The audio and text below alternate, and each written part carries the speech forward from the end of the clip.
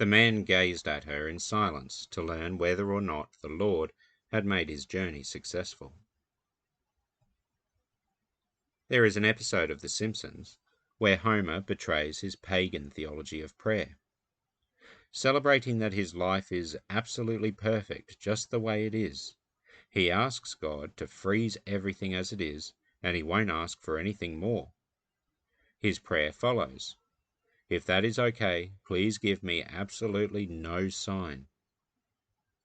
This is considered a pagan approach to prayer because it is assuming that God works his miracles as if we were in a marketplace of giving and receiving, similar to, for example, our global economy.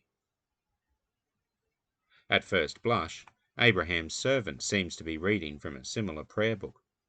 He asks God for a sign in order to know who is to be married to his future employer. There is nothing inherently wrong with asking God for a sign. In fact, it is totally reasonable. Prayer is inherently a two-way communication, and just as we look to speak to God articulately, either in our words or the inclination of our spirit, we can ask God to do the same for us. Abraham's servant didn't become unreasonable with his request, however. He decided on something that was unlikely but not impossible when he asked God for a woman who would volunteer to water the camels. It was also a shrewd play on the servant's part. He wanted what was best for his master, while also acknowledging that success for Abraham meant success for him, but most importantly, a generous heart on the part of Isaac's future wife was what the servant was looking for the most.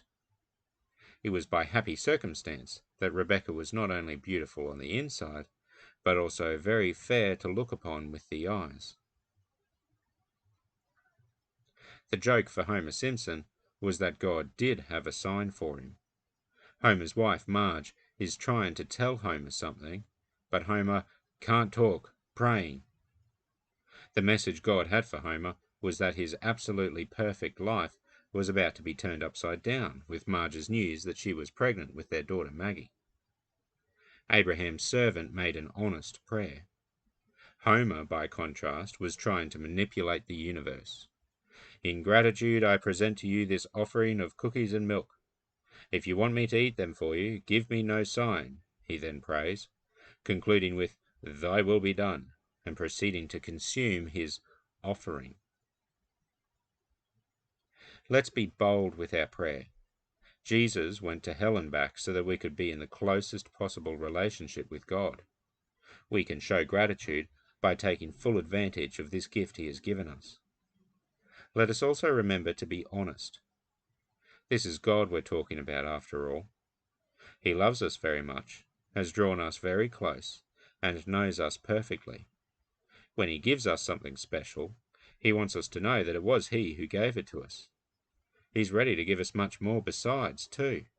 All we need to do is ask.